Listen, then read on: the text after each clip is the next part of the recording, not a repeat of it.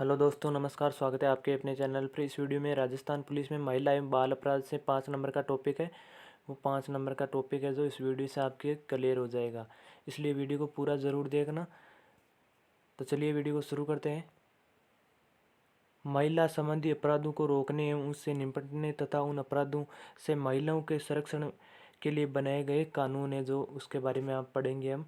तो पहला कानून है, सर्वप्रथम 1950 में भारतीय संविधान में महिलाओं, बच्चों एवं महिलाओं की सुरक्षा को ध्यान दिया गया और भारतीय संविधान राज्य को ये अधिकार देता है कि वह स्त्री एवं बालकों के कल्याण के लिए विशेष उपाय कर सकता है। तो इसके अंतर्गत जो पहला कानून बना था, पूरे भारत में ही लागू हुआ था, भारतीय दंड संहिता 1860। तो भारतीय दंड संहिता आईपीसी 1860 एक व्यापक कानून है जो भारत में आपराधिक कानून के वास्तविक पहलू को शामिल किया है। इस कानून में जो अपराध से संबंधित जुड़ी हुई घटनाओं को शामिल किया गया है और ये भारत के किसी भी नागरिक द्वारा अपराधों के बारे में बताता है एवं उनमें से प्रत्येक के लिए सजा एवं जुर्माना बताता है। भारतीय दंड संहिता पूरे भारत में लागू है। इस संहिता में महिलाओं को विशेष अधिकार प्राप्त है। तो इसमें महिलाओं को जो विशेष अधिकार प्राप्त है उसके बारे में हम देखते हैं कि महिलाओं को कौन कौन से अधिकार है। तो भारतीय दंड संहिता की धारा 354 में क्या बताया गया है, तो इसमें बताया है, स्त्री की लज्जा भंग करने के आशय से और उस पर हमला या आपराधिक बल का प्रयोग। इसके बाद में धारा 354A, तो 354A में यौन उत्पीड़न के लिए सजा का प्रावधान रखा गया है। और इसके बाद में 354B में बलपूर्वक या हमले द्वारा किसी स्त्री को नग्न करना या नग्न होने के लिए विवश करना धारा 354B के अंतर्गत आती है। इसके बाद में धारा 354C में क्या पढ़ेंगे हम, तो इसमें ताक झांक करना धारा 354C के अंतर्गत आती है। अगला है धारा 354D। तो धारा 354D में क्या है, तो इसमें है पीछा करना, यानी किसी स्त्री या महिला या स्त्री का पीछा करना, तो 354D के अंतर्गत है। इसके बाद में धारा 509 आती है। तो 509 में क्या है, शब्द अंग विक्षेपण या महिलाओं को किसी स्त्री की लज्जा का अनादर करने के लिए आशयत है। तो 309 में है ये। इसके बाद में इन सभी धाराओं में महिलाओं के होने वाले अपराधों के लिए कठोर कारावास की सजा या जुर्माना या दोनों लगाए जा सकते हैं। इसका उद्देश्य महिलाओं की सुरक्षा एवं गरिमा को सुरक्षित करने से है। इसके बाद में भारतीय दंड संहिता संशोधन अधिनियम 2018। तो भारतीय दंड संहिता जो अधिनियम है वो 1860 में बना था और उसका संशोधन है जो 2018 में किया था। तो इसमें बताया गया है, तो देश में महिलाओं के प्रति बढ़ते अपराध, खासकर यौन उत्पीड़न के बारे में बताया है। तो इसके लिए सख्त सजा सुनिश्चित करने के लिए देश भर में ये कानून है जो लागू किया गया है। और इस कानून में बलात्कार की परिभाषा को बताते हुए उसमें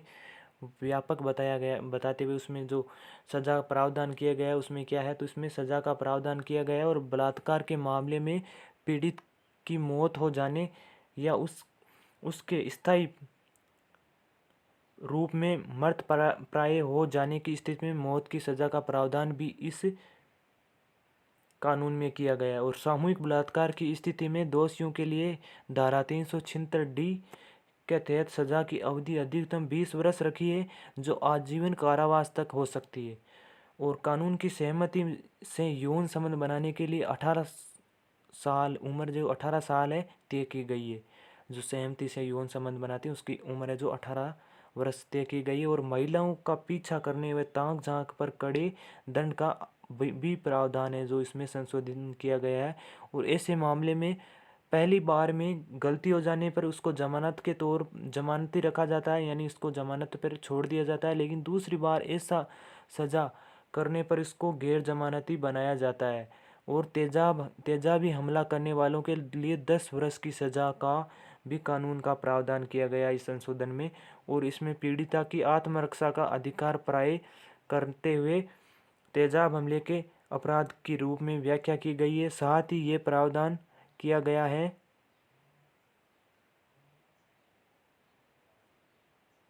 कि सभी अस्पताल बलात्कार या तेजाब हमला पीड़ितों को तुरंत है जो प्राथमिक सहायता या निःशुल्क उपचार है वो उपलब्ध कराएंगे, और अगर ऐसा वो नहीं कराते हैं तो उसको कम से कम 7 साल की सज़ा का भी प्रावधान है, जो प्राकृतिक और जीवन काल तक के लिए आगे भी बढ़ाया जा सकता है। और यदि दोषी पुलिस अधिकारी, लोक सेवक, सशस्त्र बल या प्रबंधक या अस्पताल का कर्मचारी है तो उसके जुर्माने का भी सामना करना पड़ेगा। और कानून में भारतीय साक्ष्य अधिनियम में संशोधन किया गया है, और जिसके तहत बलात्कार पीड़िता को यदि वह अस्थायी और स्थायी रूप से मानसिक व शारीरिक रूप से अक्षम हो जाती है तो उसे अपना बयान दुभाषियों या विशेष एजुकेटर की मदद से न्यायिक मजिस्ट्रेट के समक्ष दर्ज कराने की भी अनुमति दी गई है। और ये अधिनियम संशोधित भारतीय दंड संहिता का एक अंग है। इसके बाद में जो दंड प्रक्रिया संहिता CRPC 1973 के बारे में हम पढ़ेंगे। तो इसमें क्या क्या कानून बनाए गए हैं तो उसके बारे में हम पढ़ते हैं। तो पहला है दंड प्रक्रिया संहिता 1973, भारत में आपराधिक कानून के क्रियान्वयन के लिए मुख्य कानून है ये। और उसमें 1973 में पारित होकर ये कानून 1974 में लागू हुआ था। और दंड प्रक्रिया संहिता के अंतर्गत हमेशा 2 प्रक्रियाएं होती है जिन्हें पुलिस अपराध की जांच करने के लिए अपनाती है। उसमें जो पहली प्रक्रिया वो पीड़िता के संबंध में होती है, और दूसरी जो प्रक्रिया वो आरोपी के संबंध में होती है। और इसके बाद में दंड प्रक्रिया संहिता CRPC में इन दोनों प्रक्रियाओं का ब्यौरा दिया गया है।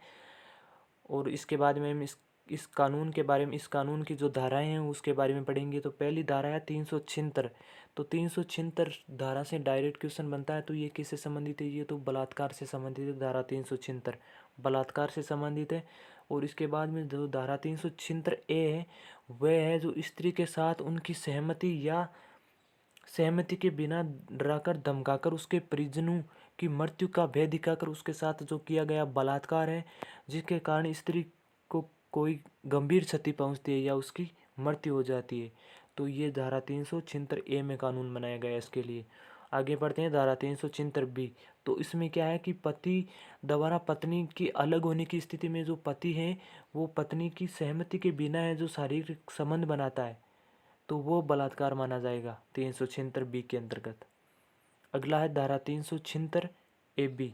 धारा 376AB में है 12 वर्ष से कम उम्र की स्त्री के साथ बलात्कार है जो का कानून है बनाया गया है धारा 376AB में। इसके बाद में धारा 376C में क्या है? तो इसमें किसी अधिकारी, लोक सेवक, जेल, डिमांड होम, अभिरक्षा के लिए अन्य स्थान, स्त्रियों या बालकों की संस्था का अधीक्षक या प्रबंधक या अस्पताल का कर्मचारी होते हुए ऐसी किसी स्त्री को उनकी अभिरक्षा में है या अधीन है या परिसर में उपस्थित है तो उस स्त्री के साथ यौन अपराध कारित करना, तो ये अपराध है धारा 376C में कानून बनाया गया है कि अस्पताल या कर्मचारी के द्वारा या कोई संस्था इसमें जो महिला कार्यरत है उसके साथ जो यौन शोषण करता है कोई अधिकारी तो उसके बारे में कानून बनाया गया है धारा 376C में। अगला कानून पढ़ते हैं धारा 376D में। तो एक से अधिक व्यक्तियों के द्वारा महिलाओं के साथ सामूहिक बलात्कार करना की घटना को अंजाम देते हैं तो वो कानून है धारा 376D में।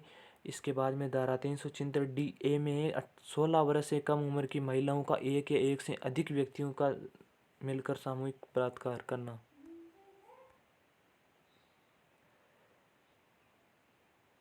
धारा 376DB। तो धारा 376DB में क्या बताया? तो इसमें 12 वर्ष से कम उम्र की महिलाओं का एक या एक से अधिक व्यक्ति द्वारा मिलकर सामूहिक बलात्कार करना है जो धारा 376DB में कानून बनाया गया है। और DA में 16 वर्ष है और इसमें 12 वर्ष है, बाकी सेम है। तो अब इसके बाद में अगला कानून है धारा 376E। तो धारा 376E में भारतीय दंड संहिता की धारा 376, 376A, 376D जो हमने उपरोक्त पढ़ी है उसके अधीन जो दंडनीय किसी अपराधों के लिए पहले कभी दंडित किया गया हो आरोपी, और बलात्कार के अपराध में 376, 376A, 376B, 376C, 376D में बताए गए किसी भी अपराध की वो वापस पुनरावृत्ति करता है तो इस सभी धाराओं में महिलाओं के लिए विशेष प्रावधान है। और जैसे किसी भी महिला आरोपी को बिना महिला कांस्टेबल के शाम 6 बजे के बाद अथवा सुबह 6 बजे से पहले गिरफ्तार है जो नहीं किया जा सकता है।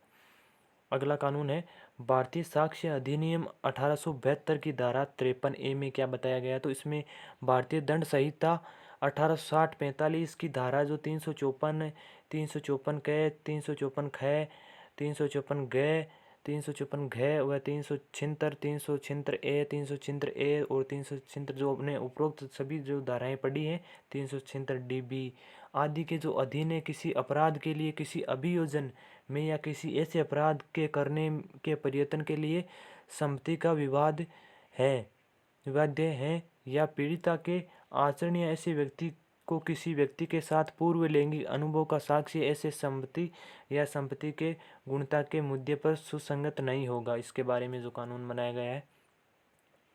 अगला है भारतीय साक्ष्य अधिनियम 1872 की धारा 114A में बताया है कि भारतीय दंड संहिता 1860 का 45 की धारा 376A, 376 376 376A, 376AB, 376B, 376C, 376D, 376DA, 376DB, 376E के अधीन किसी अभियोजन में जहां अभियुक्त द्वारा मैथुन किया जाना साबित हो जाता है और प्रश्न ये है कि वह उस स्त्री की उसके बारे में ये अभिकथन किया गया है कि उससे बलात्संग किया गया है, सम्मति के बिना किया गया है, या ऐसी स्त्री अपने साक्ष्य में न्यायालय के समक्ष या यह कथन कहती है कि उसने सहमति नहीं थी या न्यायालय या उपधारण करेगा या उसकी सहमति नहीं दी थी। तो इसके बारे में जो कानून बनाया गया है वो कानून कौन सा है? वो है भारतीय साक्ष्य अधिनियम 1872 की धारा 114A में। अगला भारतीय साक्ष्य अधिनियम 1872 की धारा 114B। तो इसमें भारतीय दंड संहिता 1860 की धारा 354, 354 के ख, ग, घ और 509 के ख के अंतर्गत किसी व्यक्ति ने अपराध कारित किया है यदि पीड़ित न्यायालय के समक्ष या कथन करती हैं कि उनका यौन उत्पीड़न हुआ है या उसकी लज्जा भंग हुई है अथवा उसके कपड़े उतारे गए हैं अथवा उसका पीछा किया गया है या उनकी निष्ठा में हस्तक्षेप किया गया अथवा वह किन्हीं साधनों द्वारा यौन उत्पीड़न की गई है, वह न्यायालय जब तक कि विपरीत साबित न हो तब तक यह उपधारण कर सकेगा कि ऐसा अपराध उस व्यक्ति द्वारा कारित किया गया है या नहीं। इसके बाद में दहेज निषेध अधिनियम है जो 1961 का है और उसको संशोधन किया गया है 1986 में। तो इसमें दहेज निषेध अधिनियम 1961 की धारा 2 को दहेज निषेध अधिनियम 1984 और 1906 के अंतर्गत दहेज लेने देने या इनके लेन देन से सहयोग करना दोनों अपराध हैं और दहेज लेने देने या इनके लेन देन में सहयोग करने पर 5 वर्ष की कैद या 15,000 रुपये का जुर्माना का प्रावधान है।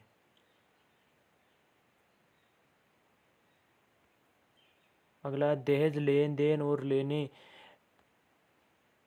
या दहेज लेने या देने के लिए उकसाने पर या तो 6 वर्ष का अधिकतम कारावास है या 5,000 रुपये तक का जुर्माना अदा करना है। वधू के माता पिता या अभिभावक के प्रत्यक्ष या परोक्ष रूप से दहेज की मांग करने पर भी यदि सजा दी जाती है। बाद में संशोधन अधिनियम के द्वारा इन सजाओं को बढ़ाकर न्यूनतम 6 महीने और अधिकतम 10 साल की उम्र कैद की सजा तय कर दी गई है। यही जुर्माना की रकम को भी बढ़ाकर 10,000 रुपये की दी गई या मांगी गई या दहेज की रकम दोनों में से जो भी अधिक हो के बराबर कर दिया गया है। हालांकि अदालत ने न्यूनतम सजा को कम करने का फैसला लिया है, लेकिन ऐसा करने के लिए अदालत को जरूरी या विशेष कारणों की आवश्यकता है। दहेज निषेध अधिनियम 1961 की धारा 3 और 4 दंडनीय है और दहेज लेना, दहेज देना, दहेज लेने और देने के लिए उकसाना और वधू के माता पिता या अभिभावक से संबंधित सीधे या परोक्ष तौर पर दहेज की मांग करना का कानून है धारा 361 की धारा 3 और 4 में। और जो धारा 361 की धारा 2 है उसमें भी है जो दहेज लेने और देने से संबंधित दोनों को अपराध माना गया है और इसमें है जो 5 वर्ष की कैद और 15,000 का जुर्माना का प्रावधान है। इसके बाद में दंड संहिता की धारा 498A। तो 498A में निर्ममता या दहेज के लिए उत्पीड़न है जो 498 धारा ए में है। 304B में है इससे होने वाली मृत्यु, और 306 उत्पीड़न से तंग आकर महिलाओं द्वारा आत्महत्या के लिए प्रेरित करने वाली घटनाओं से निपटने के लिए कानून प्रावधान है। इसके अलावा यदि किसी लड़की की विवाह के 7 साल के भीतर असामान्य परिस्थितियों में मौत होती है और यह साबित कर दिया जाता है कि मौत से पहले उसने दहेज के लिए प्रताड़ित किया जाता था, तो भारतीय दंड संहिता की धारा 304B के अंतर्गत महिलाओं के पति और रिश्तेदारों को कम से कम 7 वर्ष की सजा और आजीवन कारावास की सजा हो सकती है। और इस अधिनियम के अंतर्गत दहेज, उपहार और स्त्री धन को निम्न प्रकार से परिभाषित किया गया है। तो दहेज उपराध जो उपहार है, उपहार स्वरूप हम देते हैं, तो उसका भी कानून बनाया गया है। तो उसमें देख लीजिए क्या क्या है। दहेज प्रत्यक्ष या परोक्ष तौर पर दी गई कोई संपत्ति या मूल्यवान प्रतिभूति, सुरक्षा या उसे देने की सहमति। तो इसके बारे में है, विवाह के एक पक्ष के द्वारा, विवाह के दूसरे पक्ष को, या विवाह के किसी पक्ष के अभिभावक द्वारा, या विवाह के किसी पक्ष में किसी व्यक्ति या अन्य व्यक्ति, या शादी में जो भी इसके में कभी भी जो उपरोक्त पक्ष से संबंधित किसी मेहर की रकम सम्मिलित नहीं की जाती है, अगर व्यक्ति पर मुस्लिम पर्सनल लॉ शरीयत लागू होता हो। तो इसके बाद में जो 3 स्थितियाँ उसके बारे में पढ़ेंगे। विवाह से पूर्व या विवाह के अवसर पर या विवाह के बाद, या अब देखिए स्त्री धन के अंतर्गत क्या आते हैं। जो किसी भी प्रकार को जो हम स्त्री को जो हम धन देते हैं उपहार स्वरूप, शादी के वक्त उपहार में जो जेवर है लड़कियों को दिए जाते हैं वह स्त्री धन कहलाता है। और इसके अलावा जो लड़के और लड़कियां दोनों के कॉमन उपयोग में जो सामान देते हैं जैसे फर्नीचर, टीवी आदि भी स्त्री धन के अंतर्गत आते हैं। और उपहार की बात करें तो लड़की शादी में जो सामान अपने साथ लेकर आती हैं या उसके पति को या उसके पति के रिश्तेदार को दिया जाता है, तो वह उपहार के दायरे में आता है। और इसके बाद में जो अधिनियम से जुड़ी हुई धाराएं जो हमने जिक्र किया था, धारा 2 व 3 और 4, तो इसके बारे में और पढ़ लेते हैं। तो इसके बारे में दहेज का मतलब है कोई, धारा 2 में बताया गया है, दहेज का मतलब है कोई संपत्ति या बहुमूल्य प्रतिभूति देना या देने के लिए परोक्ष या प्रत्यक्ष रूप से है। यानी दहेज उपराव से जो मूल्यवान वस्तु है जो उसको दहेज के उपयोग में मांगते हैं, तो उसके बारे में धारा 2 में। और धारा 30 में दहेज लेने या देने का प्रावधान है। धारा 4 में देखिए क्या है। तो धारा 4 में है दहेज की मांग के लिए जुर्माना है धारा 4 में। और धारा 4A में है किसी भी व्यक्ति द्वारा प्रकाशन या मीडिया के माध्यम से पुत्र पुत्री के शादी के एवज में व्यवसाय या संपत्ति या हिस्से का कोई प्रस्ताव। अगला है धारा 6 में कोई दहेज विवाहता के अंतर्गत अन्य किसी व्यक्ति द्वारा धारण किया जाना। धारा 8A में है घटना से 1 वर्ष के अंदर शिकायत। और धारा 8B में है दहेज निषेध पदाधिकारी की नियुक्ति। इसके बाद में 2009 में राष्ट्रीय महिला आयोग ने इस अधिनियम में कुछ परिवर्तन प्रस्ताव किए थे, जिनके अनुसार घरेलू हिंसा अधिनियम 2005 के लिए नियुक्त किए गए सुरक्षा अधिकारियों को दहेज सुरक्षा अधिकारियों की दायित्वों भी निभाने के लिए अधिकृत किया गया है। तो इसका जो घरेलू हिंसा अधिनियम है 2005 में उसमें संशोधित किया गया है। तो उसमें महिला जहाँ कहीं भी स्थायी और अस्थायी तौर पर रह रही है वहीं से दहेज की शिकायत दर्ज करने की अनुमति दी गई है। और इसके अलावा जो स्त्री अपशिष्ट रूप से प्रतिषेध अधिनियम 1986 में है, भारत की संसद का एक अधिनियम है जिसे विज्ञापन, प्रकाशन, लेखन, चित्र, आंकड़ों या किसी अन्य तरीके से महिलाओं के अश्लील प्रतिनिधित्व पर रोक लगाने के लिए लागू किया गया है। अगला, इस अधिनियम में किसी स्त्री के अशिष्ट चित्रण को इस प्रकार परिभाषित किया गया है कि किसी स्त्री का ऐसा चित्रण जिससे उसकी लज्जा भंग हो सकती है या उसके जो चरित्र पर है उस पर प्रतिकूल प्रभाव पड़ सकता है, और या महिलाओं की आकृति रूप और किसी भी प्रकार का जो चित्रण करना जिससे उसका चरित्र है वो कलंकित हो जाता है और उसके भ्रष्टाचार, नैतिक की हानि आदि की संभावना हो, असली चित्रण की परिधि में आएगा। और ऐसा करना महिलाओं या स्त्री अपशिष्ट रूपेण अधिनियम 1986 के अधीन दंडनीय अपराध है। तो यानी महिला के जो किसी भी प्रकार का चरित्र की हानि पहुंचाना, उसको नैतिकता आदि के ऊपर लज्जा भंग करना या इज्जत उतारना आदि की घटनाएं, वो उसमें कानून है जो बना हुआ है स्त्री के अधिनियम 1986 में दंडनीय अपराध है। जिसके लिए अधिनियम के अंतर्गत निम्नलिखित दंडात्मक प्रावधान है। प्रथम बार अपराध करने पर 2 वर्ष की अवधि या कारावास या ₹02 का जुर्माना। तो पहली बार जो इस प्रकार की जो घटना को अंजाम देते हैं तो उसको 2 वर्ष की अवधि तक कारावास होता है और 2,000 रुपये का जो जुर्माना होता है। और ऐसे अपराध की पुनरावृत्ति करने पर न्यूनतम 6 माह से 5 वर्ष तक का कारावास तथा न्यूनतम 10,000 से 1 लाख तक का जुर्माना भी होता है। यानी ऐसी जो घटनाओं को बार बार जो अंजाम देते हैं तो उसके ऊपर है जो 6 से 5 वर्ष तक का कारावास और 10,000 से 1 लाख तक का जुर्माना है। अगला, इसके खिलाफ किसी भी व्यक्ति द्वारा निम्नलिखित जगहों पर शिकायत करवाई जा सकती है।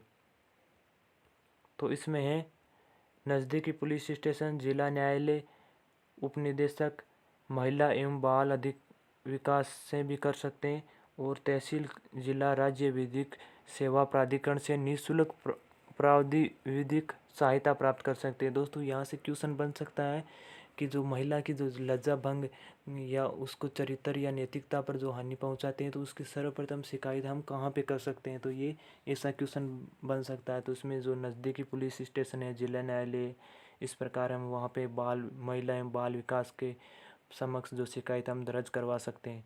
और इसके भी अलावा जो उपरोक्त में किसी भी स्वयं माता पिता या अन्य रिश्तेदार या सरकार द्वारा मान्य कोई समाज सेवी संस्था के माध्यम से शिकायत दर्ज कराई जा सकती है, या फिर टोल फ्री नंबर पर भी हम कॉल कर सकते हैं और हमें जो महिला के साथ जो यौन शोषण हो रहा है उसके बारे में हम शिकायत करवा सकते हैं या महिला करवा सकती है शिकायत।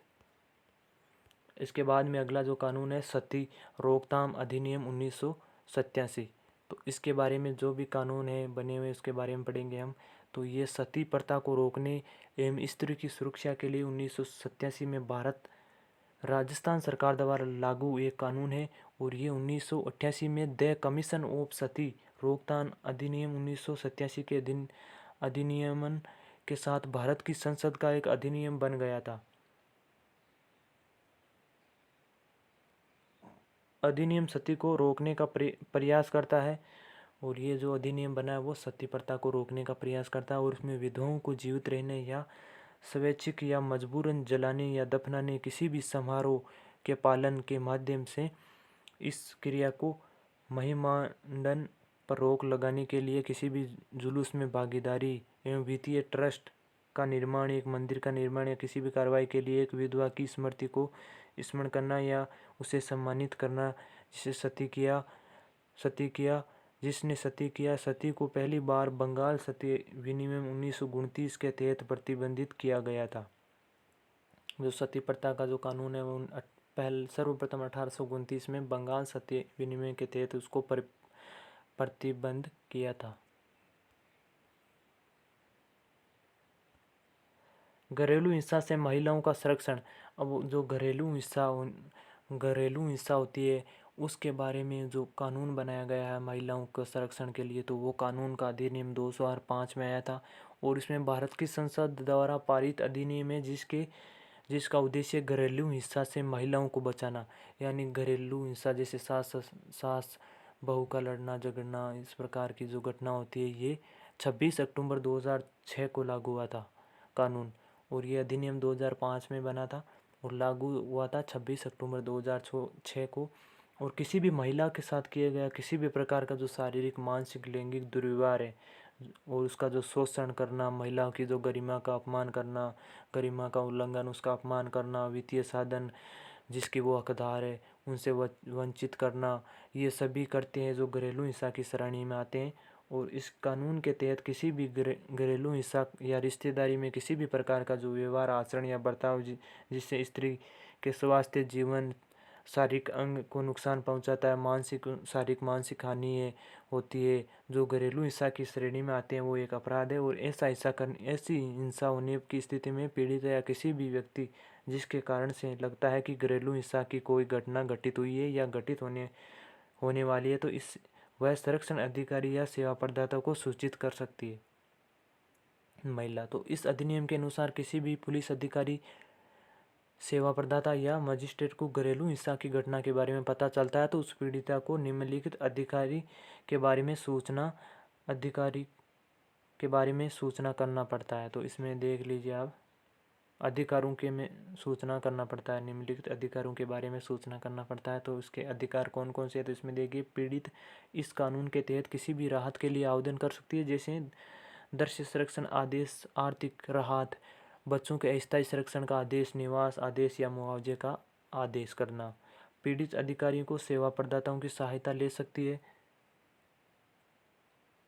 पीड़ित संरक्षण अधिकारियों से संपर्क कर सकती है, पीड़ित निःशुल्क कानून सहायता की मांग कर सकती है, पीड़ित भारतीय दंड संहिता के तहत क्रिमिनल याचिका को दाखिल कर सकती है। और इस कानून के तहत दिए गए संरक्षण आदेश का उल्लंघन पर प्रतिवादी को 1 साल तक का जेल भी हो सकती है और 20,000 तक का जुर्माना या दोनों हो सकता है। और इस कानून में याचिका करने के लिए एक प्रारूप सुझाया गया जिसका नाम है घरेलू घटना रिपोर्ट, और जिसको भरकर संरक्षण अधिकारी, सेवा प्रदाता पुलिस के पास जमा कर सकती है और उसके बाद में पुलिस है जो उचित कार्रवाई करती है। तो महिलाओं का कार्य स्तर पर लैंगिक उत्पीड़न निवारण प्रतिषेध या प्रतितोष अधिनियम 2013। तो ये जो महिला किसी भी प्रकार का कार्य श्रम स्थल आदि पे जो कार्य करती है तो उस दौरान उसको लैंगिक उत्पीड़न होना, उसका निवारण होना, उस निवारण प्रतिषेध और प्रतिषेध और प्रतितोष की जो अधिनियम 2013 में पारित हुआ था।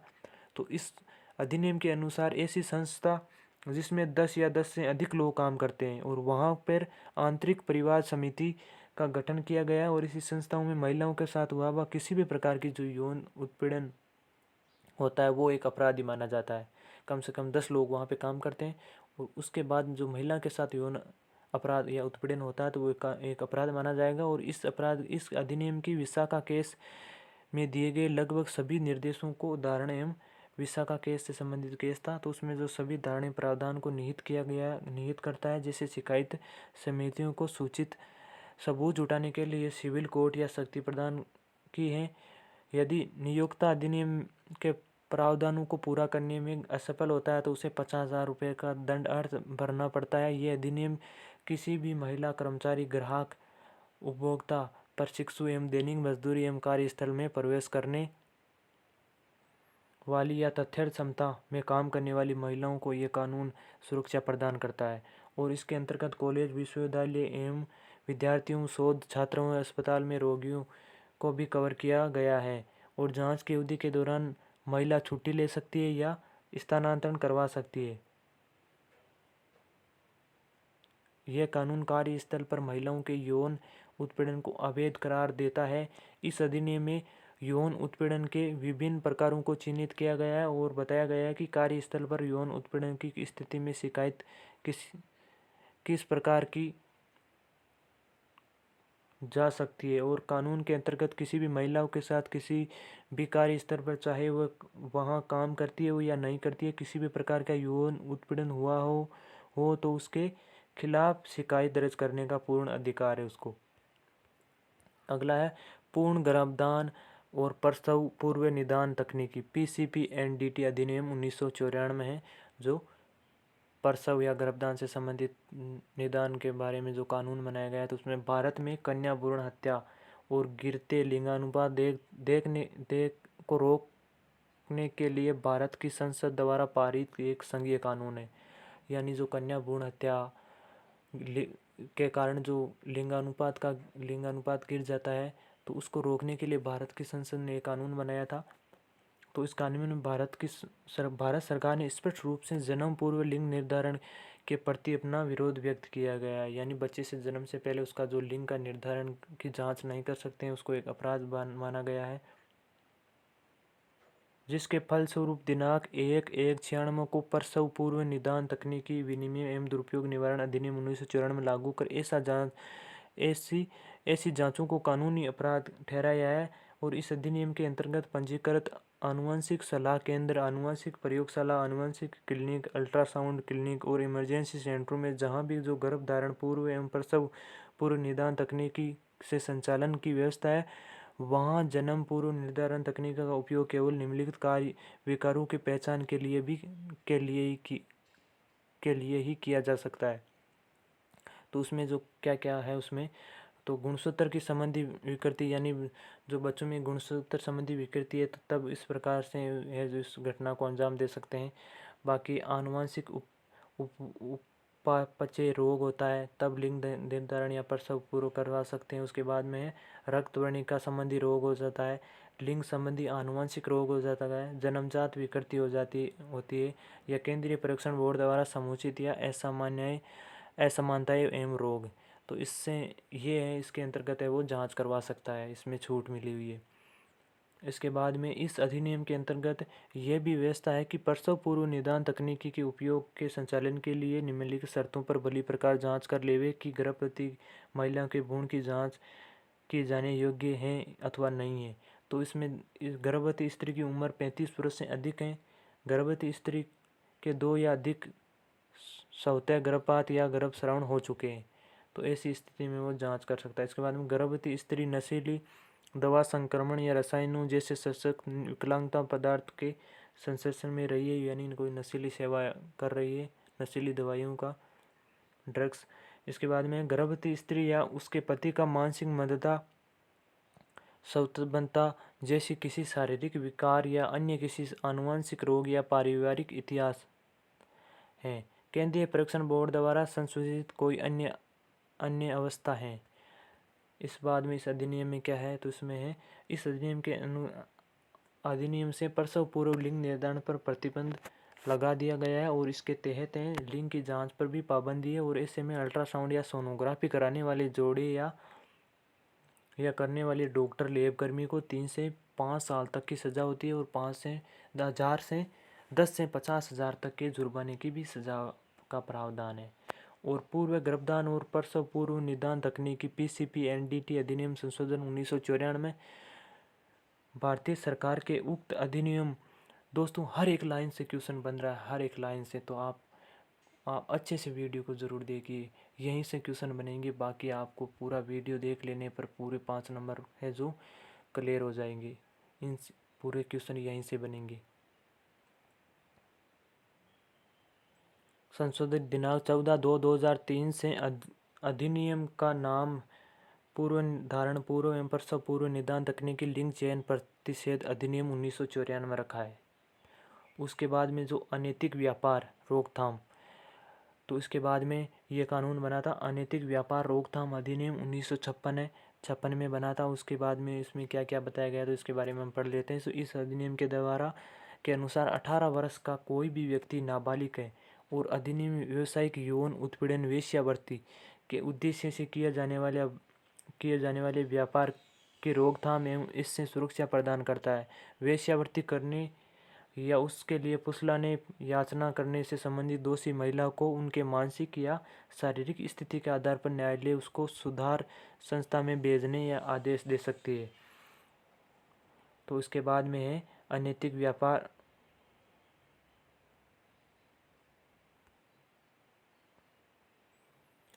व्यापार निवारण अधिनियम के अंतर्गत बाल एवं महिला विशेष निम्नलिखित कार्य अपराध है।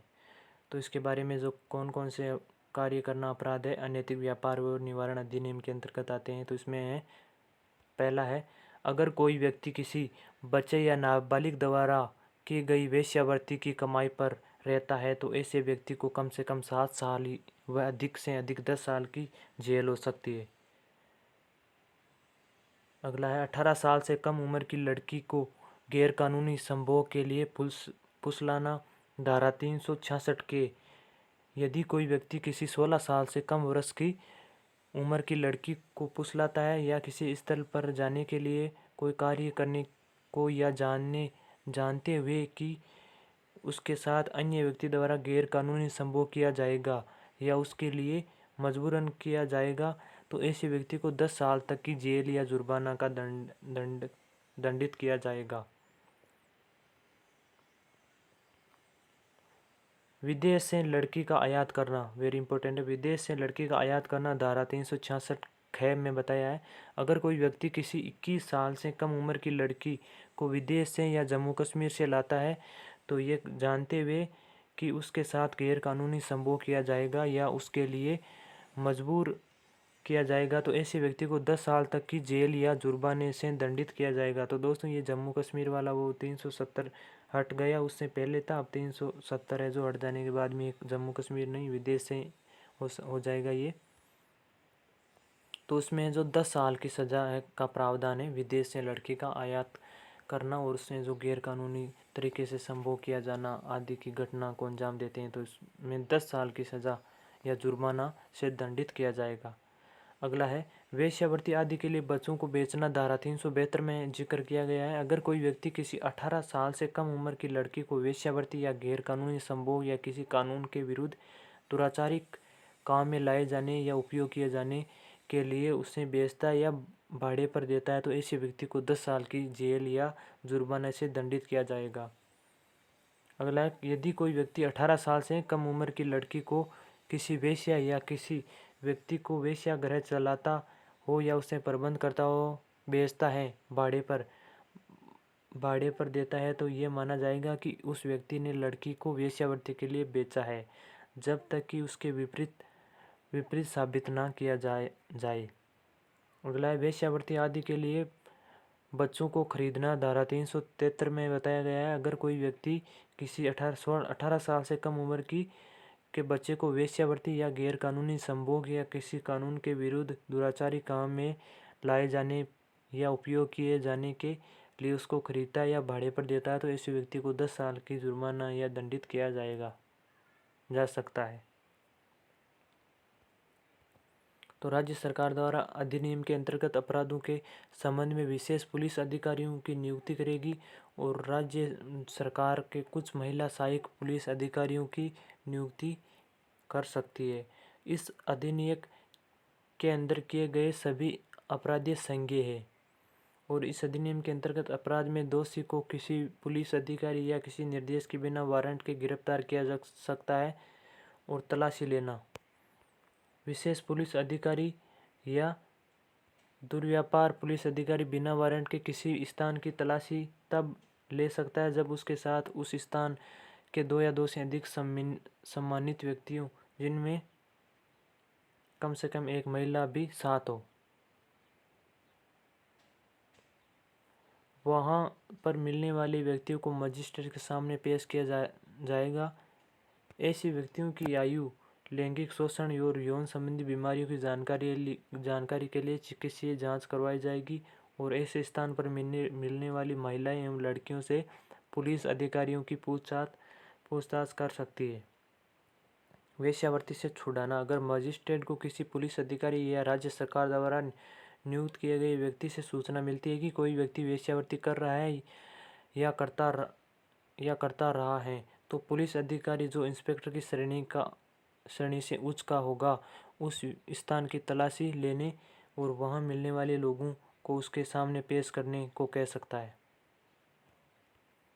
वेश्यावृत्ति को बंद करना, तो मजिस्ट्रेट को पुलिस से या किसी अन्य व्यक्ति से सूचना मिलती है कि कोई घर, मकान या स्थान में सार्वजनिक स्थान से 20 मीटर के भीतर वेश्यावृत्ति के लिए प्रयोग किया जा रहा है तो उस जगह के मालिक, किराएदार, एजेंट या उस स्थान की देखभाल कर रहा है तो उसे नोटिस देगा और वह 7 दिन के अंदर जवाब दे कि क्यों न उस स्थान को अनैतिक काम के लिए प्रयोग किए जाने वाला घोषित किया जावे।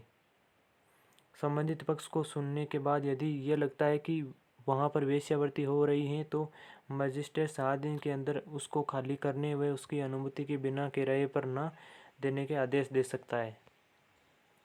संरक्षण गृह में रखने के आदेश, तो कोई व्यक्ति वेश्यावृत्ति करता है तो जिससे वेश्यावृत्ति कराई जाती है तो वह मजिस्ट्रेट से संरक्षण गृह में रखने व न्यायालय से सुरक्षा के लिए आवेदन कर सकता है। तो संरक्षण के रखने के लिए आवेदन कर सकता है वो। अगला है मानव तस्करी रोकथाम सुरक्षा पुनर्वास बिल 2018।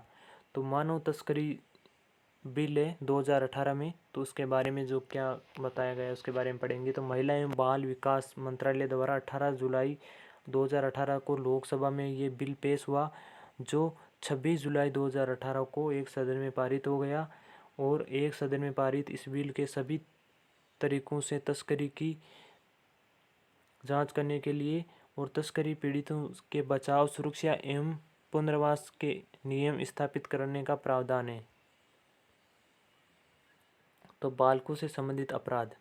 तो बालकों से संबंधित अपराध में राष्ट्रीय अपराध रिकॉर्ड ब्यूरो 2015-16 के अनुसार भारत में बच्चों के प्रति होने वाले अपराध जैसे बाल श्रम, बाल अपराध, अपहरण, शारीरिक मानसिक हिंसा, यौन शोषण, बलात्कार आदि के मामलों में लगभग दोगुनी बढ़ोतरी हुई है।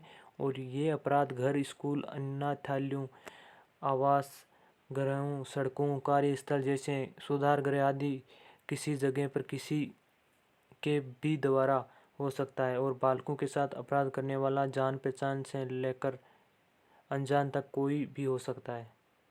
तो इसके बारे में जो कानून है वो निम्नलिखित है। तो पहला है बाल व किशोर श्रम प्रतिषेध एवं विनिमय अधिनियम 1986।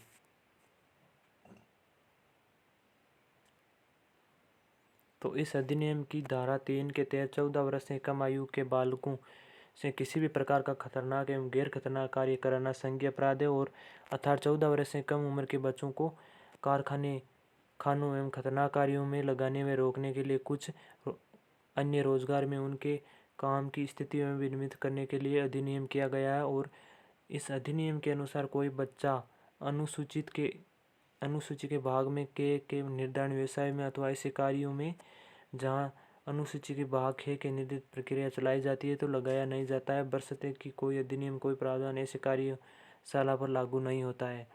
और जहाँ कोई प्रक्रिया उसके द्वारा स्वामी द्वारा अपने परिवार की मदद से चलाई जा रही है तो अथवा ऐसे स्कूल पर जो सरकार द्वारा स्थापित हो सकता है या सहायता प्राप्त हो सकती है अथवा मान्यता प्राप्त हो सकती है। साथ ही केंद्र सरकार द्वारा सरकारी राजपत्र के अधिसूचना प्रकाशित करने, अधिनियम की अनुसूची में व्यवसायों एवं प्रक्रिया में शामिल करने एवं प्रयोजन केंद्र सरकार को सलाह देने पर बाल श्रम तकनीक सलाहकार समिति गठित कर सकती है। तो ये धारा 3 में बताया गया है 14 वर्ष की आयु तक के जो बालक है जो किसी भी प्रकार का खतरनाक कार्य करते हैं, गैर खतरनाक कार्य करते हैं तो ये अपराध के अंतर्गत आता है। और इस पर जो कानून है वो बनाया गया है और इसकी जो अधिसूचना है उसकी वो सलाहकार समिति गठित कर सकती है इस तकनीकी पर, बाल श्रम पर। उसके बाद में श्रम मंत्रालय में केंद्रीय औद्योगिक श्रम तंत्र CIRM इस अधिनियम को लागू करने के लिए जिम्मेदार है। और CRMI मंत्रालय का संबंध कार्यालय है कि इसमें मुख्य श्रम आयुक्त केंद्रीय CLC संगठन के नाम से किया जाता है। और CIRM के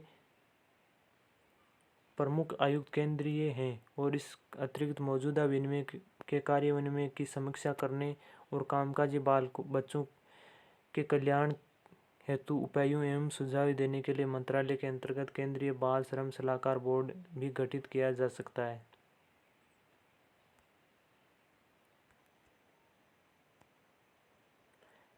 इस अधिनियम के मुख्य प्रावधान निम्नानुसार है। किसी भी बच्चे को किसी भी स्थापना में ऐसी स्थापना अथवा ऐसी श्रेणी की स्थापना हेतु निर्धारित अधिक से अधिक तो काम करना होगा अथवा ना काम करने की अनुमति दी जाएगी। प्रत्येक दिन काम की अवधि इस तरह नियत की जाए कि कोई अवधि 3 घंटे से अधिक ना हो और कोई बच्चा 3 घंटे से अधिक काम नहीं करेगा। इसके बाद उसे कम से कम 1 घंटा आराम के लिए समयांतराल दिया जाएगा। किसी भी बच्चे को समयोपरि कार्य नहीं करना होगा और ना ही इसकी अनुमति दी जाएगी। किसी भी बच्चे को किसी भी ऐसे दिन ऐसी स्थापना में कार्य नहीं करना होगा या अनुमति नहीं दी जाएगी जिस दिन वह पहले ही स्थापना में कार्य करता रहा हो। किसी स्थापना में कार्य करने हेतु प्रत्येक बच्चे को एक हफ्ते एक पूरे दिन की छुट्टी दी जाएगी और दिन में नियोक्ता द्वारा स्थापित स्थापना में स्थायी रूप से सामने दिखाई देने वाले नोटिस एवं निर्दिष्ट किया जाए। इस प्रकार निर्दिष्ट छुट्टी के दिन नियोक्ता 3 माह में एक से अधिक बार नहीं दिया जाएगा। प्रत्येक नियोक्ता किसी स्थापना में नियोजित काम करने के लिए अनुमत बच्चों के संबंध में ऐसे रजिस्टर बनाए रखेगा जो काम के घंटों के दौरान या कार्य किए जाने के दौरान निरीक्षक द्वारा निरीक्षण किए जाने के लिए उपलब्ध हो, जिसमें यह सूचना दिखाई गई हो। नियोक्ता या काम करने के लिए अनुमता बच्चों का नाम, जन्म तिथि और ऐसे प्रत्येक बच्चों को काम के घंटे व अवधि एवं विश्राम अंतराल जिसका वह हकदार है। ऐसे किसी बच्चे का कार्य का स्वरूप निर्धारित एवं अन्य ब्यौरा संबंधी सरकार सरकारी राजपत्र में अधिसूचना प्रकाशित करके ऐसे बच्चों या स्थापनाओं की श्रेणी में नियोक्ता या काम करने के लिए अनुमत बच्चों को स्वास्थ्य एवं सुरक्षा के लिए नियम बना सकती है। जो किसी व्यक्ति एवं अधिनियम के प्रावधानों का उल्लंघन करते हैं तो किसी बच्चे को नियोजिता या काम करने की अनुमति देता है तो कारावास या जुर्माना हेतु दोनों के दंड का भागी होगा। कोई भी पुलिस अधिकारी या निरीक्षक एवं अधीक्षक के तहत किए गए अपराध की शिकायत समक्ष न्यायालय में दाखिल कर सकता है और इस अधिनियम के अंतर्गत हुए किसी अपराध की सुनवाई मेट्रोपॉलिटन मजिस्ट्रेट या प्रथम श्रेणी मजिस्ट्रेट के अवर न्यायालय नहीं करता है। और बाल श्रम में ऐसे केस जिसमें बच्चों को बंधुआ मजदूर के समान स्थिति में काम करने का बाल श्रम से संबंधित अपराधों एवं केस पर करने के मजबूर करने के लिए बंधुआ मजदूर प्रणाली उन्मूलन अधिनियम 1976 को भी लगाया गया है।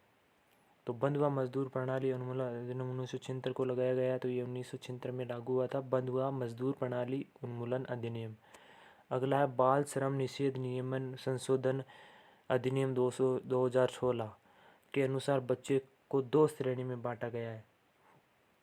तो एक ऐसा श्रेणी जिसमें 14 वर्ष की आयु पूर्ण नहीं की हो। 14 वर्ष की आयु के किसी भी बच्चे को कहीं भी रोजगार पर नहीं लगाया जा सकता। एक ऐसा व्यक्ति जिसमें 14 वर्ष की आयु पूर्ण कर ली हो लेकिन 18 वर्ष की आयु पूर्ण नहीं की हो, तो ऐसे बालक को किसी भी खतरनाक जोखिम वाले व्यवसाय एवं प्रक्रियाओं में काम पर नहीं लगाया जा सकता और खतरनाक कार्य करने के लिए अनुमति भी नहीं देनी चाहिए। अगला है बाल निषेध अधिनियम 2006 की धारा 20। बाल विवाह निषेध अधिनियम 2006 की धारा 20 के अंतर्गत जो कानून है उसके बारे में पढ़ेंगे हम। तो बाल विवाह अधिनियम 2006 की धारा 20 के तहत यदि कोई विवाहित जोड़े में से कोई भी एक नाबालिग है और इसके बाल विवाह माना जाता है तो इसे बाल विवाह माना जाता है। नाबालिग यानी 18 वर्ष तो लड़की की अधिकतम आयु और लड़के की 21 वर्ष से कम जो आयु होती है वो नाबालिग बालक माने जाते हैं। और ये जोड़े हैं जो बाल विवाह निषेध के अंतर्गत बाल विवाह के अंतर्गत आते हैं। और केंद्र सरकार द्वारा 1929 में बाल विवाह निषेध अधिनियम को निरस्त करके और उसके स्थान पर 2006 में अधिक प्रतिभाशाली बाल विवाह निषेध अधिनियम लाकर हाल के वर्षों में इस प्रथा को रोकने की दिशा में काम किया है। तो पहले ये केंद्र सरकार ने 1929 में नियम बनाया था और उसके बाद में 2016 में इसको अपडेट किया नियम को, और इसके अधिनियम के अंतर्गत है जो रोकने की दिशा में जो अलग नई दिशा में काम किए गए तो उसके बारे में बताया गया है। तो इसमें कठोर कानून उपाय किए गए हैं और बाल विवाह की इजाज़त देते हैं या उसे बढ़ावा देते हैं। तो ये कानून नवंबर 2007 में प्रभावी हुआ था और इस कानून के अनुसार कोई भी व्यक्ति 18 वर्ष से अधिक आयु का पुरुष वयस्क होते हैं वे बाल विवाह करेगा वह कठोर कारावास से अधिक 2 वर्ष तक की हो सकती है, यानी 2 वर्ष की अधिकतम उसको सज़ा मिल सकती है वो अगर बाल विवाह करता है। और जुर्माने के तौर पर 1 लाख रुपए तक उसको जुर्माना देना पड़ता है और दोनों को दंडनीय भी होता है। और उसके माता पिता, संरक्षक आदि व्यक्ति जो इसमें भाग लेते हैं, तो इसके अंतर्गत जो किसी संगठन या व्यक्ति निकाय का सदस्य भी है जो विवाह का संवर्धन करने के लिए कोई कार्य करता है और उसका अनुपातिष्ट किया जाना अनुज्ञेय करता है और उसका अनुष्ठान में किए जाने वाले निवारण में उपेक्षापूर्ण असफल रहता है और बाल विवाह में उपस्थित होना या भाग लेना सम्मिलित है तो कठोर कारावास है जिसकी अवधि 2 वर्ष तक की हो सकेगी और दंडनीय होगा। और जुर्माने से भी जो 1 लाख रुपए तक का भी आदेश 1 लाख तक का भी हो सकेगा, दंडनीय होगा, परंतु कोई स्त्री कारावास से दंडनीय नहीं होगी। यौन शोषण से बच्चों की सुरक्षा का अधिनियम यानी पोक्सो एक्ट होता है। यौन शोषण से बच्चों की सुरक्षा का अधिनियम कानून 2012 में लागू हुआ था और बालकों के प्रति बढ़ते हुए अपराध को समुचित अपराध एवं नियंत्रण के लिए लैंगिक अपराधों से बालकों को संरक्षण अधिनियम 2012 पोक्सो एक्ट लाया गया और 14 नवंबर 2012 को लैंगिक अपराधों से बालकों का संरक्षण अधिनियम 2012 पोक्सो एक्ट लागू किया। और इस कानून में बच्चों के हितों को ध्यान में रखते हुए पुलिस स्तर पर शिकायत दर्ज कराने और न्यायिक प्रक्रिया को बाल मैत्रीपूर्ण बनाने का प्रयास किया गया है। और इस कानून में न सिर्फ बच्चों के प्रति होने वाले यौन शोषण लैंगिक अपराध के कानून के दायरे में लाया है, साथ ही इन अपराधों में सख्त सजा का प्रावधान भी किया गया है और इसमें बच्चों के प्रति जो होते हैं यौन शोषण, उत्पीड़न, अश्लीलता, गोपनीयता आदि को भी शामिल किया गया है। और बच्चों के प्रति होने वाले यौन अपराध के प्रति माता पिता, स्कूल को पड़ोसी, स्वास्थ्य कर्मियों, पुलिस, मीडिया, सामाजिक एवं सरकारी संगठनों में महत्वपूर्ण भूमिका है और सामुदायिक स्तर पर इसके सामूहिक प्रयास के बिना अपेक्षित परिणाम लाना चुनौतीपूर्ण है।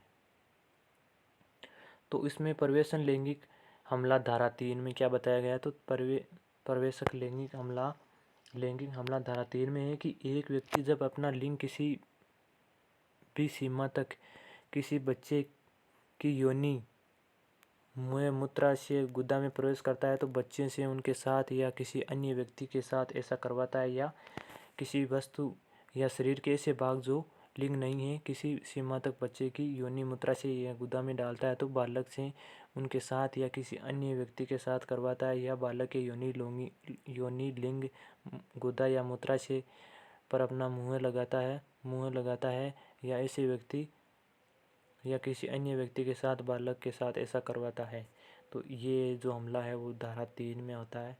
इसका जिक्र धारा 3 में किया गया है तो उसमें व्यक्ति को सज़ा मिलती है। अगला है धारा 4, प्रवेशन लैंगिक हमला। धारा 4 में क्या है, तो इसमें है जो कोई प्रवेशन लैंगिक हमला करता है तो दोनों में से किसी भांति के कारावास से जिनकी अवधि 7 वर्ष से कम नहीं होती है किंतु जो आजीवन कारावास तक हो सकती है और दंडनीय किया जाएगा और जुर्माना से भी दंडनीय होगा। अगला गुरुतर प्रवेशन लैंगिक हमला में शामिल है धारा 5।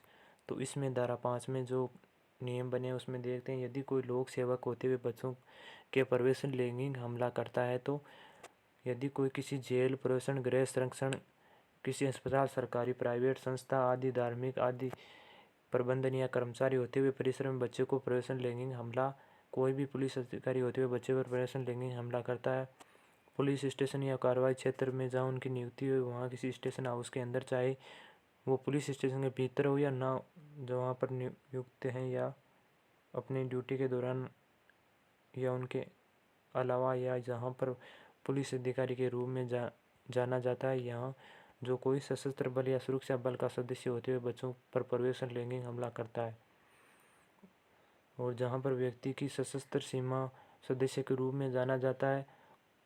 सामूहिक प्रवेशन यौनिक हमला, यदि बच्चा 12 वर्ष से कम है तो किसी भी तरह की धमकी, हथियार, नशे या इस्तेमाल, बच्चों में किसी तहत बीमारी, गंभीर चोट जिससे किसी भी प्रकार की विकलांगता, संक्रमण आदि का जिक्र वो धारा 5 में किया गया है। धारा 6 में देखते हैं तो कोई गुरुतर प्रवेशन लैंगिक हमला करता है वह कठोर कारावास अवधि जिसकी अवधि 10 वर्ष से कम नहीं होगी किंतु वह आजीवन कारावास तक हो सकेगी, दंडनीय किया जाएगा और जुर्माना से भी दंडनीय होता है। धारा 7 में देखते हैं तो इसमें जो कोई व्यक्ति लैंगिक आशय से बालक की योनि, लिंग, गुदा या स्तनों को स्पर्श करता है या बालक के ऐसे व्यक्ति या किसी अन्य व्यक्ति की योनि, लिंग, गुदा या स्तनों को स्पर्श करता है या लैंगिक आशय से ऐसा होता है कि अन्य कार्य करता है जिसमें प्रवेशन किया बिना शारीरिक अंतर्ग्रस्त होता है, लैंगिक हमला करता है, यह कहा जाता है। तो ये धारा 7 के अंतर्गत आता है। धारा 8 में जो कोई लैंगिक हमला करेगा वह दोनों में से किसी भांति के कारावास से जिसकी अवधि 3 वर्ष से कम नहीं किंतु 5 वर्ष तक की हो सकेगी दंडनीय किया जाएगा और जुर्माना से भी दंडनीय किया जाएगा। अगला लैंगिक उत्पीड़न धारा 11। तो इसमें क्या बताया गया, इस कोई शब्द कहता है, कोई ध्वनि या अंग विक्षेपण करता है या किसी वस्तु या शरीर का भाग इस आशय के साथ प्रदर्शित करता है तो बालक द्वारा ऐसे शब्द या अवधि सुनी जाएगी और ऐसे अंग विक्षेपण या वास्तु या शरीर का भाग देखा जाएगा या किसी बालक को उनके शरीर या उसके शरीर पर कोई अंग प्रदर्शित करता है जिसे कोई व्यक्ति या किसी अन्य व्यक्ति द्वारा देखा जा सकेगा। अश्लील प्रयोजन के लिए किसी प्रारूप में मीडिया में किसी बालक का कोई वस्तु या दिखता है यह या अश्लील प्रयोजन के लिए बच्चों का इस्तेमाल करता है। और जो भी कोई बालक का मीडिया में जिसे टीवी चैनल, इंटरनेट आदि मुद्रित प्रारूप प्रसारित कार्यक्रम, विज्ञापन का आशय व्यक्तिगत उपयोग या वितरण के लिए किया हो या नहीं सम्मिलित है। किसी प्रारूप में ऐसे लैंगिक परितोषण के प्रयोजन के लिए उपयोग करता है जिसमें निम्नलिखित सम्मिलित है। लैंगिक उत्पीड़न के लिए दंड धारा 12 में जो कोई किसी बालक पर लैंगिक उत्पीड़न करेगा या दोनों में से किसी भांति के कारावास में जिसकी अवधि 3 वर्ष तक हो सकेगी और दंडनीय किया जाएगा और जुर्माना से भी दंडनीय होगा।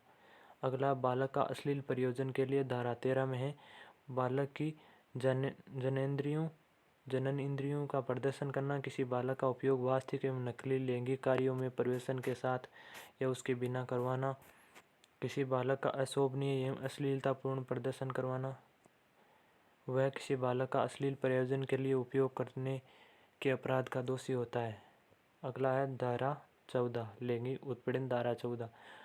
जो कोई अश्लील प्रयोजन के लिए किसी बालक या बालकों का उपयोग करता है तो दोनों में से किसी के कारावास से जिसकी अवधि 5 वर्ष तक की हो सकेगी और दंड दिया जाएगा और जुर्माना से भी दंडनीय होगा। और पश्चातवर्ती दोष निषिद्ध की दशा में वह दोनों में से किसी भांति के कारावास से जिसकी अवधि 10 वर्ष से कम नहीं होगी दंडनीय किया जाएगा और जुर्माने से भी दंडनीय होगा। अगला अश्लील सामग्री का भंडारण। तो कोई व्यक्ति वाणिज्य प्रयोजन के लिए बालक को सम्मिलित करते हुए किसी अश्लील सामग्री का किसी भी रूप में बंधाकरण करेगा वह किसी भांति के कारावास से जो 3 वर्ष तक हो सकेगा या जुर्माना या दोनों से दंडित किया जाएगा। तो इसमें अश्लील सामग्री का भंडारण में 3 वर्ष तक की सजा और जुर्माना दोनों हो सकता है। तो ये कानून न्यायिक एवं कानूनी प्रक्रिया के प्रत्येक स्तर पर बच्चे के हित की सुरक्षा सुनिश्चित करता है और अपराधों को निपटारा विशेष अदालतों द्वारा किया जाएगा और इसके लिए घटनाओं की रिपोर्टिंग, सबूतों की रिकॉर्डिंग, जांच एवं त्वरित सुनवाई के लिए बाल मैत्रीपूर्ण परियोजना को अपनाया जाता है। और पोक्सो एक्ट 2012 की परिभाषा के अनुसार 18 वर्ष से कम आयु का कोई भी व्यक्ति नाबालिग है। यह अधिनियम बच्चों के खिलाफ होने वाले यौन अपराधों की पूर्ण एवं व्यापक रूप से पहचान करता है और प्रत्येक स्तर पर सभी बातों पर ध्यान देते हुए ताकि बच्चों के स्वास्थ्य, भावनात्मक, शारीरिक, सामाजिक, मानसिक एवं बौद्धिक विकास सुनिश्चित किया जा सके। बच्चों के साथ बढ़ती दरिंदगी को देखते हुए इस एक्ट में बदलाव किया गया जिसके तहत 12 वर्ष तक की बच्ची से रेप के दोषियों को मौत की सज़ा मिलेगी। सरकार के द्वारा रखे गए प्रस्ताव को अप्रैल 2018 में कैबिनेट द्वारा मंजूरी मिल गई और ये अधिक है एक किशोर है जो अपने ऊपर मुकदमा किशोर अधिनियम 2000 बच्चों की देखभाल एवं संरक्षण में मुकदमा चलाया जाएगा। यदि पीड़ित बच्चा विकलांग है या मानसिक एवं शारीरिक रूप से बीमार है तो विशेष अदालत को उसके गवाही को रिकॉर्ड करने या किसी उद्देश्य से अनुवादित दूरभाषिया एवं विशेष शिक्षक की सहायता ली जा सकती है। और यदि अपराधी ने ऐसा कुछ अपराध किया है जो कि बाल अपराध कानून के अलावा अन्य कानून में भी अपराध हैं, तो अपराधी को सज़ा उस कानून के तहत होगी जो सबसे सख्त हो। यदि कोई पुलिस, वकील, सरकारी अधिकारी जिसके संरक्षण में बच्चा हो, अगर वो इस तरह की घटना में अभियुक्त पाया जाता है तो उसके लिए दंड का प्रावधान है। अगला, किशोर न्याय बालकों की देख रेख में संरक्षण अधिनियम 2015। तो सर्वप्रथम किशोर न्याय अधिनियम 1986 में अस्तित्व में आया। उसके बाद में देश भर में सन 2000 से लागू किया गया और इसमें सन 2006 से 2011 में कुछ संशोधन किया गया और सन 2015 में इस कानून में व्यापक परिवर्तन किए गए और एक नए रूप में लागू किया गया। और इस कानून में 112 धाराएं हैं एवं इससे 10 अध्यायों में विभाजित किया गया है और सन 2016 में इसकी नियमावली बनाई गई है। इस कानून को नया स्वरूप देने के पीछे कई कारण थे, जिसमें प्रमुख रूप में संस्थाओं में बच्चों के साथ बढ़ती घटनाएं, अपर्याप्त सुविधाएं, देखरेख में पुनर्वास की गुणवत्ता, अधिक संख्या के मामलों द्वारा लंबित रखना, दत्तक ग्रहण में विलंब और 16 से 18 साल के बच्चों द्वारा किए जाने वाला जघन्य अपराधों की श्रेणी है। जिस तरह से बच्चा पर यह कानून लागू है, तो ये कानून दो तरह के बच्चों, देखभाल एवं संरक्षण वाले बच्चों एवं कानून के संघर्षरत बच्चों के सर्वहित के लिए काम करता है। और इस कानून के अंतर्गत पहली स्थिति में ऐसे बच्चे शामिल होंगे जिसके पास रहने के लिए कोई घर, जगह, माता पिता संरक्षण नहीं है या जिनके संरक्षण माता पिता द्वारा बच्चों के साथ दुर्व्यवहार, शोषण, मारपीट, उपेक्षा या किसी भी तरह की हिंसा की जाती है। और दूसरी स्थिति में कानून ऐसे बच्चों को लागू होता है ऐसे बच्चों पर लागू होता है जिसके द्वारा कोई ऐसा कृत्य किया जाता है जो कानूनन अपराध की श्रेणी में आता है। इसके बाद में विशेष किशोर पुलिस इकाई एवं बाल संरक्षण पुलिस अधिकारियों के कार्य। तो इस कानून के अंतर्गत जिले में विशेष किशोर पुलिस का इकाई, special juvenile police unit SJPO का गठन किया गया है और प्रत्येक जिले में गठित SJPU एवं प्रत्येक थाने में नियुक्त बाल कल्याण पुलिस अधिकारी CWPO से यह अपेक्षित है कि बच्चों के मामलों में अविलंब एवं उनके सर्वहित को ध्यान में रखते हुए कार्य करें। और इसके प्रमुख कार्य निम्नलिखित है।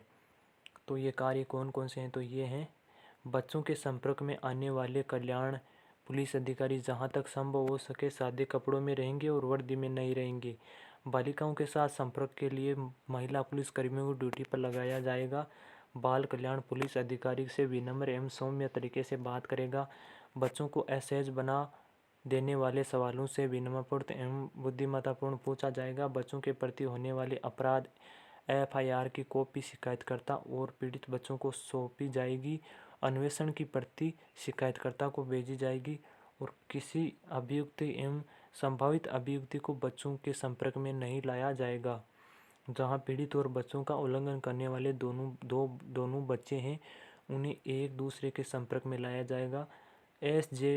SJPW के पास किशोर न्याय बोर्ड, बाल कल्याण समिति एवं बाल देख रेख संस्थाओं एवं उपयुक्त सुविधाओं की सूची होगी और सभी सदस्यों के नाम पर संपर्क ब्यौरे एवं प्रमुख भाग में प्रदर्शित किए जाएंगे। SJPU जिला बाल संरक्षण इकाई बोर्ड समिति एवं जिला विधिक सेवा प्राधिकरण के निकट समन्वय से कार्य करेगी। जब विधि का उल्लंघन करने के लिए पुलिस किसी बच्चे को निरुद्ध पकड़ती है तो किशोर न्याय अधिनियम 8 बच्चे के माता पिता अभिभावकों को सूचित किया जाएगा। संबंधित परिवीक्षा अधिकारी को सूचित किया जाएगा ताकि बच्चों को की सामाजिक पृष्ठभूमि और अन्य महत्वपूर्ण जानकारी प्राप्त हो सके। 24 घंटे के भीतर उसे किशोर न्याय बोर्ड के समक्ष बाल कल्याण पुलिस अधिकारी SJPW द्वारा प्रस्तुत किया जाएगा।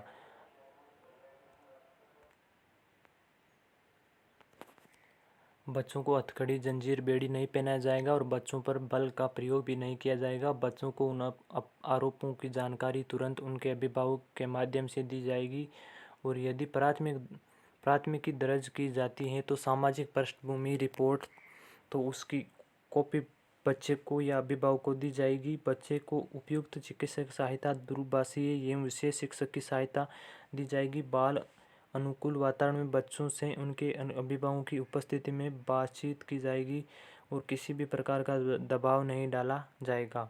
बच्चों से किसी कथन पर हस्ताक्षर करने को नहीं कहा जाएगा। बच्चों को निःशुल्क विधिक सेवा दी जाएगी जिला विधिक सेवा प्राधिकरण के सहयोग से। सामाजिक पृष्ठभूमि रिपोर्ट।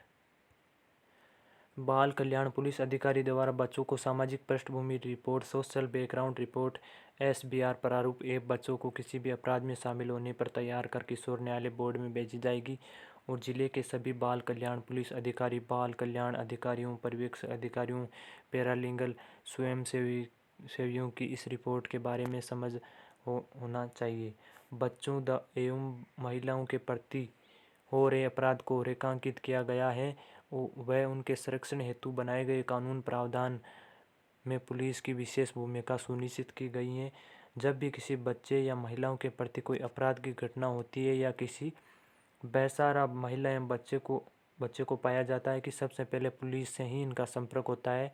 ऐसे में यह बेहद ज़रूरी होता है कि पुलिसकर्मी और विशेष रूप से बाल संरक्षण पुलिस अधिकारी एवं महिला पुलिस अधिकारी बाल एवं महिलाओं से जुड़ी कानूनी प्रावधानों से परिचित हो और प्रक्रिया के बारे में दक्ष, उनके प्रति संवेदनशील एवं उनको समुचित संरक्षण दिलाने में समर्थ हैं। अगला है बच्चों एवं महिलाओं से संबंधित मामलों में पुलिस की भूमिका। तो इसमें अपराध होने की संभावना अथवा अपराध होने पर रिपोर्ट लिखना। दूसरा है बच्चों एवं महिलाओं से संबंधित प्राप्त शिकायतों को दैनिक रजिस्टर में एंट्री कर उनका रखरखाव करना। FIR सामाजिक पृष्ठभूमि रिपोर्ट दर्ज कर जांच करना। संबंधित आयुक्त श्रम बाल कल्याण समिति चाइल्ड लाइन से संपर्क एवं समन्वय बनाकर रखना। बालक एवं किशोर श्रम प्रतिषेध विनिमय अधिनियम 1986 की धारा 14-16 के तहत प्राथमिक सूचना दर्ज करनी चाहिए एवं परिस्थितियों के अनुसार किशोर न्याय बालकों की देख रेख एवं संरक्षण अधिनियम 2015 की धारा 75-79 जैसी उल्लेखनीय है। बंधुआ मजदूरी उन्मूलन अधिनियम 1976 की धारा 16, 17, 18, 19 के तहत प्राथमिक सूचना दर्ज करानी चाहिए। आदेश जारी करने के लिए बाल संरक्षण संबंधित पुलिस अधिकारी, child marriage police officer, CMPO, child welfare police officer, CWPO, special juvenile police unit, SJPU आदि को रिपोर्ट करना। पुलिस एवं विशेष किशोर पुलिस इकाई देखभाल की आवश्यकता रखने वाले बच्चों को सूचना प्राप्त करने के लिए ऐसे बालों को देखरेख एवं संरक्षण उपलब्ध कराएंगे और किशोर न्याय बालकों की देख रेख व संरक्षण अधिनियम 2015 के अधीन गठित जिम्मेदारियां बाल कल्याण समिति को सौंपने की कार्रवाई करेगी। अगला चाइल्ड वेलफेयर कमेटी CWC बच्चों की देख रेख एवं संरक्षण, जांच एवं निवारण निस्तारण के दौरान सफलता के लिए किसी भी व्यक्ति को नियुक्ति कर सकता है।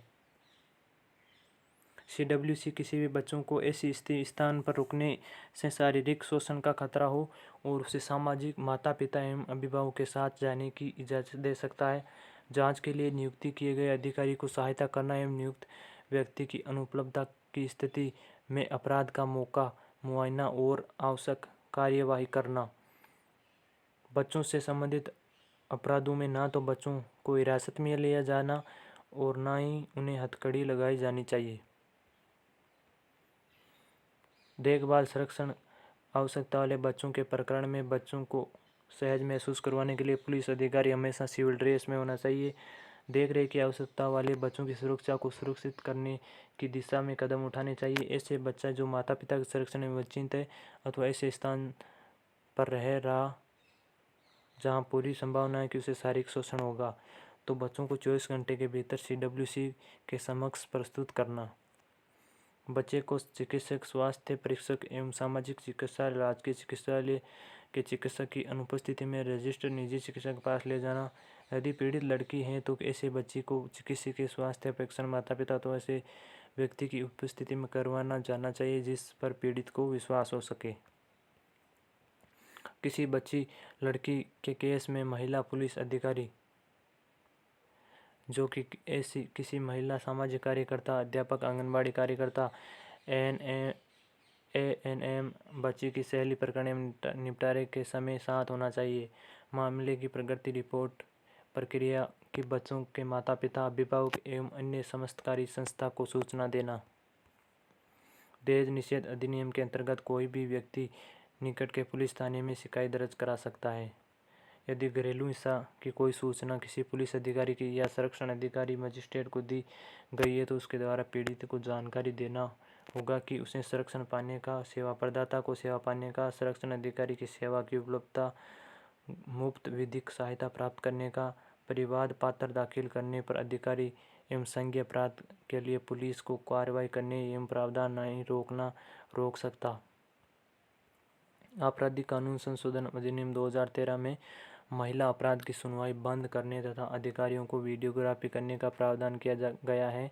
इस कानून में महिलाओं के विरुद्ध अपराध की FIR दर्ज नहीं करने वाले पुलिस कर्मियों को दंडित करने का भी प्रावधान है। अगर कोई पीड़ित महिला पुलिस के पास आती है तो पुलिस को उसके सहजता, संवेदनशीलता, गंभीरता से बात व्यवहार करना चाहिए। महिला संबंधी अपराध की स्थिति में केवल महिला पुलिस अधिकारी द्वारा ही महिला को गिरफ्तार किया जा सकता है।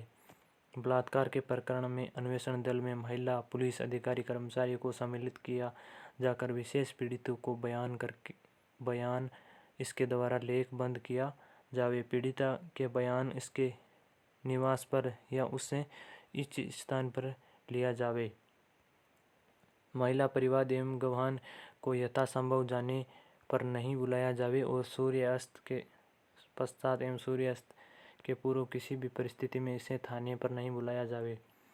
महिला संबंधी अपराध की स्थिति में बिना महिला पुलिस कांस्टेबल की उपस्थिति में किसी भी महिला को शाम 6 बजे के बाद व सुबह 6 बजे से पहले गिरफ्तार नहीं किया जा सकता। महिला अपराध होने की स्थिति में उसकी शिकायत पुलिस थाने में दर्ज की जानी चाहिए। महिला अपराध होने की स्थिति में महिला देश के किसी भी थाने में शिकायत दर्ज करा सकती है। अगला है बच्चों से संबंधित अपराधों में किए गए उच्च एवं सर्वोच्च न्यायालय द्वारा कुछ महत्वपूर्ण आदेशों की झलकियाँ हैं। तो ये महत्वपूर्ण आदेश कौन कौन से हैं? यूनियन ऑफ इंडिया बनाम इंडिपेंडेंट थॉट 11 अक्टूबर 2017 में सर्वोच्च अदालत के एक फैसले के अनुसार किसी भी व्यक्ति द्वारा किसी महिला के साथ उसकी मर्जी हो या ना हो शारीरिक संबंध स्थापित किया जाता है, चाहे वह उसकी पत्नी ही क्यों ना हो, जो 18 वर्ष से कम है, चाहे वो विवाहिता या अविवाहिता, उसे बलात्कार माना जाएगा। बचपन बचाओ आंदोलन की एक याचिका पर सर्वोच्च न्यायालय ने महत्वपूर्ण फैसले में सभी राज्य सरकारों एवं केंद्र के आदेश दिया है कि गुमशुदगी के मामले में संभावित अपराध मानते हुए प्राथमिक दर्ज की जाए। बच्चों की गुमशुदगी के मामले में अब तक कोई कानून नहीं था, किंतु न्यायालय ने गुमशुदगी की परिभाषित करते हुए इसे रोकने के लिए कठोर कदम उठाने के आदेश दिए हैं। और इसी प्रकार आपराधिक न्याय कानून के लिए संशोधन में न केवल बाल तस्करी को परिभाषित किया गया है, बल्कि इस अपराध के लिए कठोर दंड का भी प्रावधान भी शामिल किया गया। इससे पूर्व बाल यौन अपराध रोकथाम के लिए कानून बनाया गया, जिसके तहत बच्चों के साथ होने वाले सभी अपराधों के लिए कठोर सजा के प्रावधान रखे गए हैं। विद्यालय में बालकों के साथ होने वाले कुछ हिंसा एवं दुर्व्यवहार। तो विद्यालय में कौन कौन सी घटना होती है तो इसके बारे में देखते हैं। बच्चों के साथ दुर्व्यवहार और हिंसा के मुकदमे हमारे आसपास मौजूद हैं और अक्सर ऐसे स्थानों में देखे जा सकते हैं जो बच्चों के लिए सुरक्षित माने जाते हैं, जैसे कि स्कूलों, घरों, रिश्तेदारों या आवासीय संस्थानों में। वर्तमान स्थिति में बच्चों के प्रति हिंसा बढ़ती हुई जा रही है और आए दिन स्कूल में बच्चे के साथ घटित होने वाली घटनाओं से संबंधित खबरें सुनने अथवा देखने को मिलती है। तो स्कूल में बच्चों के साथ कुछ निम्नलिखित हिंसा संभावित है, जिसमें कुछ रूप हमें व्यापक मीडिया कवरेज भी मिलते हैं, जैसे रैगिंग करना, छेड़खानी,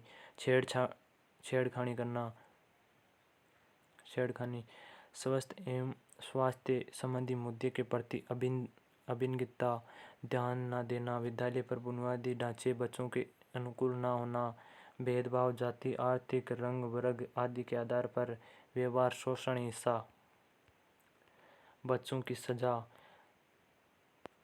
को सजा, शिक्षण में लापरवाही, बच्चों के संबंधित प्रक्रियाओं में बच्चों की भागीदारी न होना, बाल संरक्षण हेतु जारी राजकीय दिशा निर्देश का पालन न होना, अभिभावकों की भागीदारी सतही तौर पर होना, बच्चों के हितों से जुड़े मुद्दों के निर्णय में उनकी भागीदारी न होना।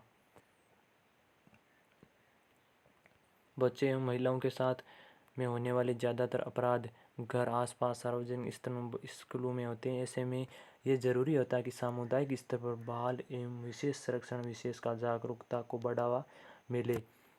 फलस्वरूप समुदाय ऐसे तत्वों पर कड़ी निगाह रख सके एवं इस दिशा में पुलिस का योगदान आवश्यक है। बाल एवं महिला संरक्षण को सुनिश्चित करने के लिए राजस्थान पुलिस लगातार प्रयासरत है और अपनी दक्षता के निखार कर बेहद ही संवेदनशील तरीके से बच्चों एवं महिलाओं के लिए उनके साथ सदैव कार्यरत हैं। ये हुई बाल एवं महिला संरक्षण से संबंधित कुछ जानकारी, परंतु कुछ जानकारियाँ ही पर्यायी नहीं होती, बल्कि जानकारियों के लिए क्रियान्वयन के लिए समुचित योजना एवं व्यापक समझ एवं जन सहभागिता भी आवश्यक है। किसी भी जानकारी तब तक असरदार नहीं होती जब तक उसे उपयोग में ना लाया जाए और उन्हें उपयोग में लाने से पहले ही उसे सभी प्रकार से समझ ना ली जाए। अगर हमें बच्चों एवं महिलाओं के भय मुक्त, सुरक्षित एवं मैत्रीपूर्ण वातावरण का निर्माण करना है तो हमें सबको साथ मिलकर इसके प्रति खुद भी ध्यान देना पड़ेगा और दूसरों को भी जागरूक करना पड़ेगा।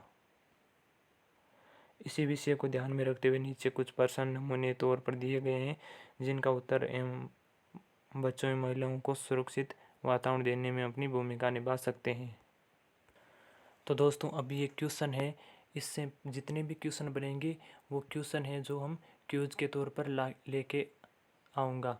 तो दोस्तों वीडियो अच्छी लगे तो लाइक, शेयर और चैनल को सब्सक्राइब भी कर लीजिए और इनसे भी जो भी क्वेश्चन है वो आगे के वीडियो में मैं अपलोड करूँगा।